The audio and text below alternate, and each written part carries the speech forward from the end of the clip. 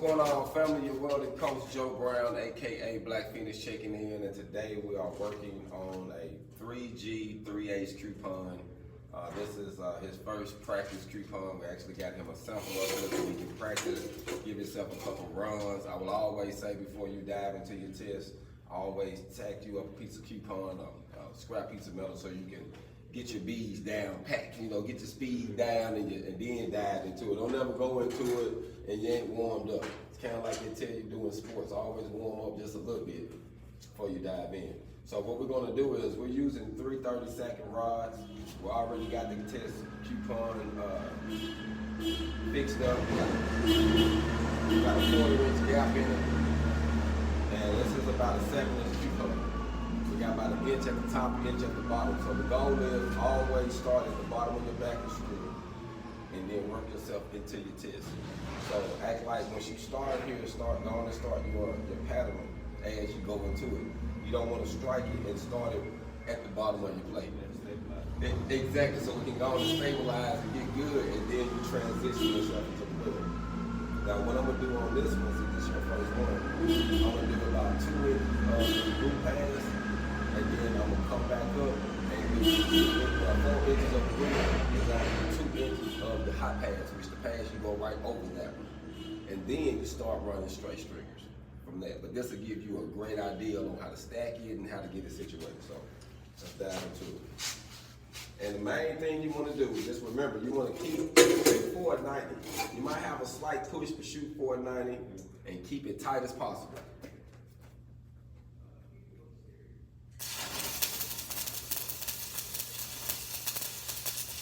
Do your 1 Mississippi 1, Mississippi 2. Whatever you got to do to make sure you tie it in.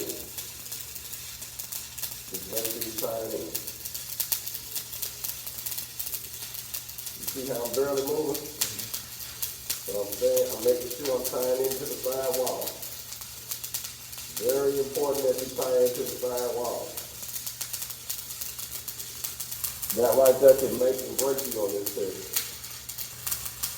Don't go fast. Make sure you got a good amperage. We're running about 90 amps on this rod. This is a 3 30-second. Normally when you get down to the last couple inches of that rod, it'll start trying to burn things. But don't try to work it, just do what it do. And once you start seeing this, not like you want it, just pull out of it. You know what I'm saying? And resituate. But try to get it down to the numbers. I always try to get close to the numbers.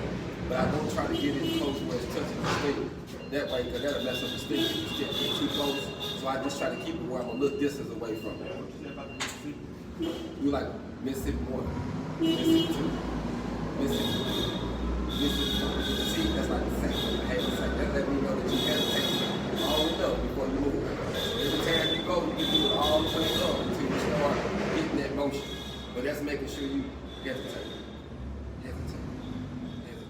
So that's very, very important.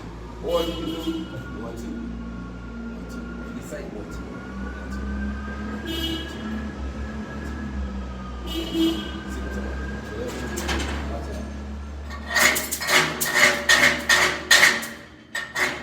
You got your flashlight there. Don't you like? Oh, I got mine. I forgot I had it up here the sample thing. Alright, we're gonna put the white brush on it. Oh, there's a flashlight right there.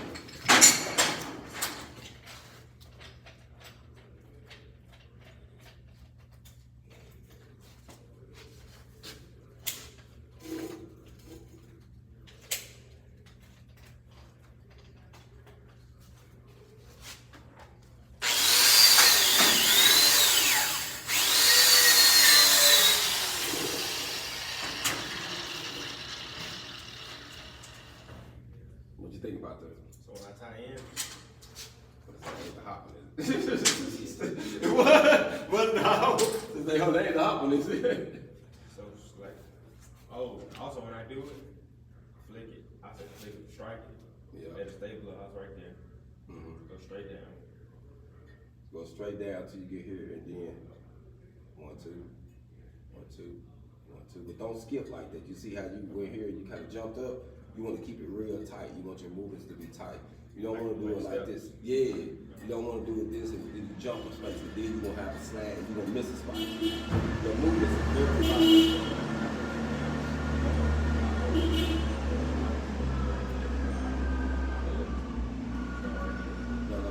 Start. I start right here, like. Yeah. Oh, your swoop. So when you're coming down to your crown, then you want to. You got what I'm saying? So come right down to the crown and then you start this. Yeah, this is where it's full. It's like the top of the wheel, the crown, the top of the wheel. Kind of like the top of the rainbow. When the wheel is good, that's when you're going to come to the wheel. So let me get the camera. I want to show y'all what we're working on. We just did this first little stage, so I'm gonna let y'all see it before I actually move on. Thanks for checking in. Oh man, that's my bad. Thanks for checking in. I want to show y'all this real quick. So this is the first stage I did for him. Really wanted to help him out. So I put the root pass in there, and we're actually gonna do the hot pass as well. I can't complain, fam. I'm doing pretty good. Thanks for checking in. Appreciate y'all for checking in with us. Like I say, we're trying to give him a couple pointers, get him ready for his upcoming test, so that way he won't have no hiccups. He'll be good to go when his test time comes. So we're about to get ready to dive. And like I said, I'm running about 90 amps right now. And we finna get ready to do the hot pass. So sometimes a lot of people, after they do this, after they put your whole root pass in, you can start stringing it all the way out. I prefer you put a hot pass in, which is right over there. Now that's gonna be a slight weave right on top of that one, and that way it builds the coupon up a little bit, and then you'll start running your strings, and it's easy to finish the test. So now that's what we're about to do. We're gonna have to basically keep building up till we get full right here. Yep, and then you're done with the test. But there'll be stringers on the outside when you're done. But that's pretty much you're doing. You're building that plate up. You ain't getting no gaps or nothing in it. You're building it up. It don't seem that hard. No, it ain't hard. I'm glad you said. Did you hear him, family? He said, it don't seem that hard. This our 19-year-old student. He said, man, it don't seem that hard. It ain't hard, family. It really isn't. So now, I'm going to start here, and I'm going to stop right here. And that'll be my second pass. So that way. Right there. Yes. After you fit. Exactly. You see what I'm saying? So, you start from the bottom? Yep. Same way. You ready?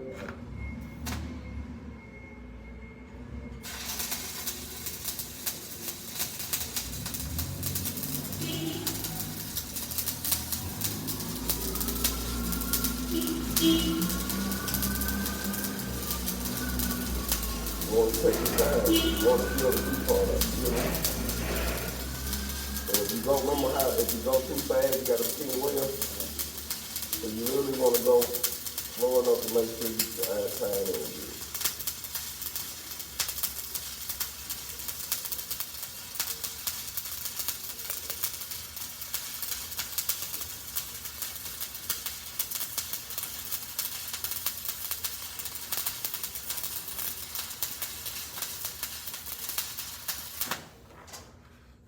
We getting out of it right there. So now we let it cool.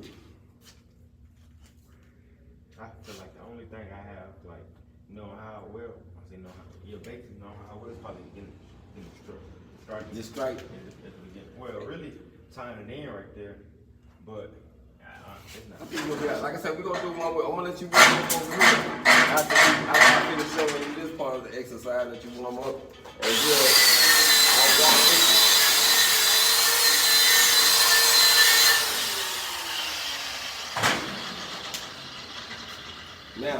now you see the difference? Mm-hmm. See, now your coupon is filled up a little bit more. But you can see both tie-ins. Yeah, and I was counting 1, 2 as well. You was counting as I was doing, exactly. And that's just to make sure, ain't no undercut in it, but you ain't really worried about undercut right now, but you want to make sure you tying in to keep from trapping any slag. That's the main thing you want to do. Let's hit it one more time.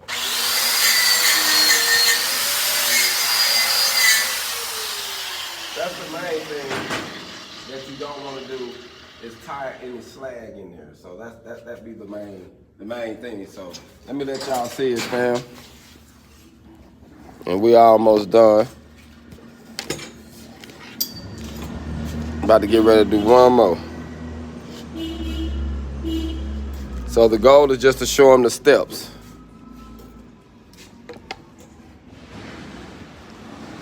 So now this last one, I'm gonna do one more. This last one, I'm not weaving it now. This is, I'm just gonna use a piece.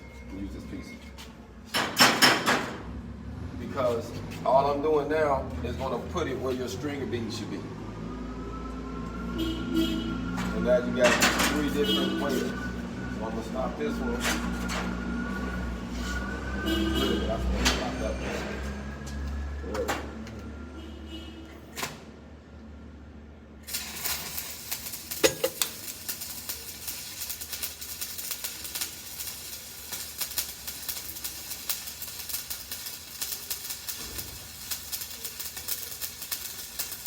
Going straight up. Yep. So all you doing now is going straight, remember? You only gonna weave them first 2. The rest of them, you just run the stringer beads. That's why I did that stack like this. So after you do that one, them first 2, the rest of them just straight stringers all the way up. Make the test easy, and you done. So I did a piece of it to give you an idea of how you supposed to stack it.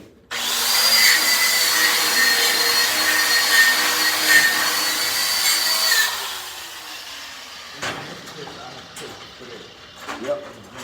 Yep. Yep. But it won't, you see how this is a 3/8 plate? You'll be taking an inch. So it'll be an inch, so it'll be more passes. That's called unlimited thickness. They need to know you can do this at a bigger plate. Then you can go anywhere in the country. See what I'm saying? So now you can see the bead. You see where I did bring the stringer. You see where I got that one and that one. You can see the full layout. Oh, you're gonna be tying in, stringer. We're going around and get you a couple and get your practice on, and then we'll come back to it. Hold on, let me show them this last little piece, fam. So the main little tips here, we just stacked them a little bit.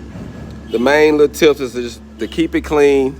Remember, angle, gap, and travel speed. That's gonna determine the size of your puddle, the size of the bead you put in, and make sure you hesitate.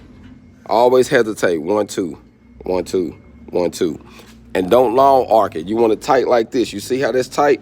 If you get to doing this, that's long arcing it. And normally you get to doing that, it's gonna put holes in your weld. You see how I'm steady coming back too far?